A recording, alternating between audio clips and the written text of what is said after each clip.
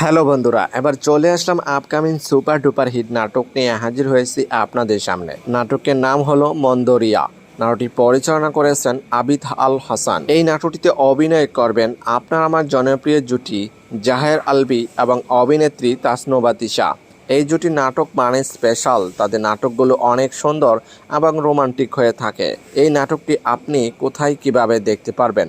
ডাঙ্গলি YouTube চ্যানেলে release দেওয়া হবে। নাটকটি অতি শীঘ্রই রিলিজ দেওয়া হবে, দেখার জন্য অপেক্ষায় থাকতে পারেন।